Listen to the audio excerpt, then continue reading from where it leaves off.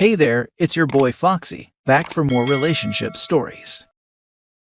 I finally had enough. Walked out. Delivery place with no delivery drivers left now. Original post. I've spent the last 3 years delivering pizza for one of the mega chain companies, and I'm finally freaking done. Minimum wage, of course, and a flat rate delivery fee paid to the driver of $1.50. They charge you $4 for delivery, we get $1.50 of it. Most days there is nothing but a single driver and a manager trying to run a place, doing 30 plus pizzas per hour. From 11 a.m. to midnight. Closing and cleanup takes until a minimum of 2 in the morning, and I've had days where I came home past 4 early morning. Customers screaming, ranting, canceling orders all day long. Orders flooding in non-stop, all day and night. It's like living in a constant panic attack. Always stressed, always a dozen things that still need doing, and a dozen other things that nobody did. At the beginning of COVID, this store had about 16 drivers on staff. Barely adequately covered with those, but doable. Gradually lost about 2 per month to where we are now. Gigantic delivery area that they refuse to contract at all, that can't be covered by anything less than 6 drivers, double that when busy, which we are, non-stop. We've had 2 drivers all summer, which is totally insane considering we're open 7 days and 13 hours per day until a month ago. Now they have none. I've been working an average of 70 hours per week, some weeks over 90, averaging over 700 miles per week on my car. Tips have gone to rock bottom. Easily half of people don't even tip at all anymore. In the beginning of COVID, a 70-hour week was easily over $1,000 in my pocket. Since the beginning of this year, it's gradually dropped to maybe $500 max. And I'm just totally exhausted and stressed the heck out nonstop. They won't raise the wage. Franchise owner swears people are just lazy and frequently intimates that all his current employees are just lazy whiners. So, last night, 20 deliveries on the board, and I'm the only driver. Makeline is backed up at least 45 minutes, walk-in customers mostly walking out when they come in to order and see what's going on. He's working the counter for his once-per-month shift, where he mostly just screams and gets in the way, lying to customers telling them it'll be 15 minutes for their order when we're at a minimum of an hour. And he decides I'm not moving fast enough, in front of a dozen customers, all standing in the front, angry, waiting for their extremely late food. Owner, you need to goddamn run with those deliveries. People are hungry. Then say lazy duck under his breath. Had it. Done. No more. Enough. Dropped all the food I was carrying in the middle of the floor. Ran out back, cashed myself out, took my lock off my locker, emptied my stuff. Went out front, brought in the stupid company car topper and tossed it into the pile of food on the floor, and just left. No idea what he was screaming while it happened. Don't care. So finally and totally done with his and every other boss out there who acts like this and runs a business like this. It's not a business when they think this is how to run things. It's some kind of ego-stroking, half-baked hobby, and I ain't here for it anymore. On the plus side, I slept 12 hours last night for the first time in forever and feel amazing as heck today. It's like a huge lump of stress, rage, hatred, and panic has just evaporated inside. Highly recommended to all. Freaking quit. Walk on the bastard, walk out, move on. Quit. Do it. They deserve it. Now for the top comments before reading the multiple updates. I want to read some customer reviews from that night, just for shits and giggles. Oddly enough, one of the regular door dashers that picks up pretty often was there. Cool dude, clearly a mega stoner. He seemed amused at least, but most of the customers looked uncomfortable. Man, that's absolutely terrible to read. It's not much, but even though I never get delivery, I still tip 10% even going in store. No idea how it's distributed, but my hope is that it helps someone that needs it more than I do. If it's taken by management or whatever, let me know. We go to Pizza Hut, Papa John's, and Marco's pretty frequently. Sorry you had to go through that, but hope you move forward onto a better path. Worked at a Marco's. At my store, if you tipped with a card, we never saw it. Cash tips were distributed among the insiders. Honestly, even a couple bucks goes a long way. The amount of people who didn't tip on deliveries was way higher than it should be. Hey, please give us an update of how the weekend goes. Just want to hear the boss losing his mind. It would give me some much-needed serotonin. Thank you. We're now up to 4 or 5 texts and a panicky voicemail from Boss Douche. Dunno, I'm having some edibles and watching Archer and having pizza I picked up from a competitor. A well-staffed competitor, with better food. Calling you into work, as if you weren't clear enough yesterday. Like damn, you can't quit much more dramatically than that. Yeah, thought I made it pretty damn clear I was done. Now up to 4 texts and a very panicky sounding voicemail. Still haven't responded yet. Tell the dude you're definitely coming in so he keeps pumping out those pizzas that won't be delivered. Screw him, have a drink and giggle your butt off. LMAO, this is amazing. Now for the updates. Update the day after. The owner just texted wanting to know if I was coming in tonight, Friday night. Dude, it's Friday and you're late already. Are you coming? I got no drivers here and already over 20 deliveries sitting here. WTF. Just ignore or be a douche, trying to decide. I definitely am never going back. Update to the day after. I'll wait and post the texts if they actually get good, but so far they're almost all just repeats of, are you coming in or not? Until the last one below, it's not as good as one would hope for. Until, that is. The latest text, up to 8 now. I'm gonna freaking sue you for ruining my business and job abandonment.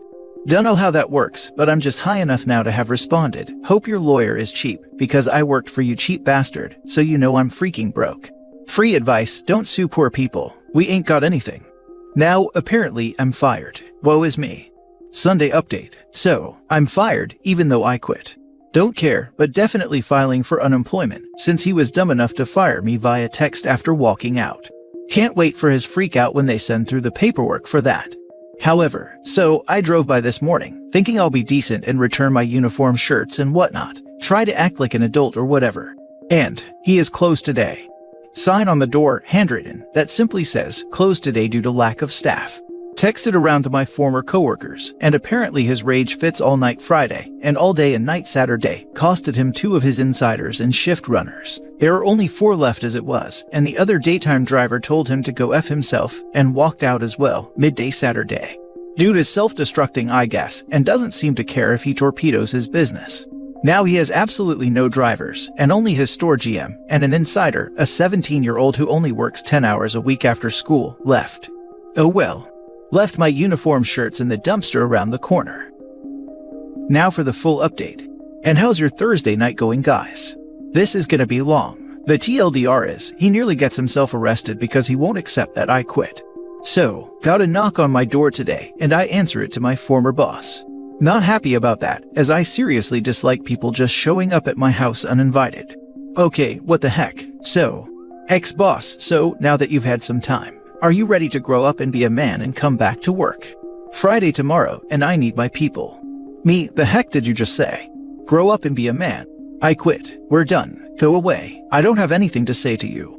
I start to go inside, but he launches into an unbelievable rant about being closed half this week, and that's all my fault. It seems the rest of the crew followed me out, and all he has left is his general manager. He's losing money, and how is he supposed to staff a store open 100 hours a week with just him and his GM, and it's my fault for quitting. He's spending so much in DoorDash fees sending out deliveries that he is gonna go broke any minute now. Just slack-jawed disbelief. I can't believe this Nimrod won't leave me alone. He's let his staff dwindle from nearly 30 employees pre-COVID down to the last half dozen or so, and we all bailed finally as well. And this is my fault. Me, I don't give a damn. I'm not interested. I don't care. I don't know how else to tell you. Why are you here? I'm not going to work for you ever, for any reason. Go away. Ex-boss, you're just a child and a freaking coward. Get back to work. I need you there. Me, go screw yourself, and get off my property. I slam the door, head inside. He's on my front porch, banging on the door like a goddamn maniac, and my dogs are losing their minds. He's screaming and ranting at the top of his lungs, threatening to sue me for job abandonment, for ruining him and bankrupting him, and how it's my fault his kids are gonna starve and be homeless. My neighbors are starting to hear him. It's a beautiful day out, and everybody has their windows open, so it's kinda hard not to hear him. Finally, I've had enough listening to this. The poor nice old guy across the street is standing on his lawn with his next door neighbor, and they're trying to figure out what the heck is going on over here. He starts to leave at least, finally, and because I'm a petty child, as he walks away ranting, I pop the door open real quick and stick my head out and yell, "Your pizza sucks, and you suck if you think one driver can save your awful business. Hope you go bankrupt so I can laugh at you panhandling on the street corner in a month, you cheap asshole." That, maybe, wasn't the best idea. I slammed the door shut real quick. He ran back up, pounded on the door and started screaming some more. Probably another good 20 minutes of his noise and BS. My neighbor actually went back inside and called me. I love Bill, he's a great guy. I told him what's happening, and he just laughs his butt off. Asked if he should maybe call the police over the domestic disturbance going on at my house. I won't say I told him to do it, but I certainly didn't tell him not to. So, my former boss is standing on my front lawn right now. Blue lights from 3 police cruisers are flashing among the house as the sun sets on a lovely New England day. I'm sure he won't get arrested, although I'd love to see it. But oh my, he certainly seems all agitated. The poor cops look bored, frankly. They only talked to me for a few minutes, and I told them he's just an ex-boss that won't accept that I freaking quit. They didn't seem all that amused. Oh well, not my problem. Called one of my former coworkers, one of the others who has quit in the week since I've been gone, and it seems that ex-boss was just at his house and was yelling at him too. Freaking hell, what a douche. I'm just sitting on my deck around the side of the house, watching my ex-boss as he sheepishly tries to explain harassing an ex-employee at his home to the police. Peaceful, stress-free, and well-rested after quitting his awful job. Maybe I should wave at him. Now for more comments before the last update. It would be a damn shame if the local news picked up on this story with door cam footage. I don't know, I could definitely see it being a very entertaining piece to highlight poor working conditions and how it connects to no one wants to work. But I could also more likely see them spinning it in a way that paints OP as a bad lazy person who won't work and drove this poor innocent small business owner to snap. And suddenly this guy is getting tons of support and applications from the bootlickers who think this guy must be one of them and align with their values. Similar story in my local news about a guy who put up a sign in his storefront that was in very poor taste in my opinion about not being able to find workers. And they did an update, and he was talking about the hundreds of applications he received and how much business he was getting after the first news piece. Might be best to just let owner run himself into the ground with no recognition. Although I still want to see that door cam footage because it would be hilarious. Videotape it and sue him for harassment. Maybe you can leverage his behavior to get unemployment. Unemployment papers already filed, since Dum fired me via text after I quit. I'm pretty sure my door camera caught it all, so we may have to see what an attorney has to say about his behavior. Don't screw up your case, but if it's funny, I bet nameless chumps on Reddit would love to see the vid. I might still have to fight it, and I damn sure will. Don't even desperately need the money, already found another, way better job, but it'll really anger him once he sees those papers come across his desk. Worth it. Like what the heck was he thinking? Being abusive would make you want to come back. How about more money and better shifts instead of being a meathead? Yeah, not too bright. Maybe if he was more of an asshole, I'd come back. Joke. More update. So, as a post below suggested, I've actually just texted a few other coworkers who have also recently quit. So far, 2 others have responded saying this guy showed up at their house. One just told him to F off, slammed the door in his face and ignored him, and the other wasn't home, but his mother answered, and he tried giving her grief over her kid quitting. Haven't yet heard back from anybody else, but yeah, looks like I'll be herding a few of us together to an attorney. They're all down for it.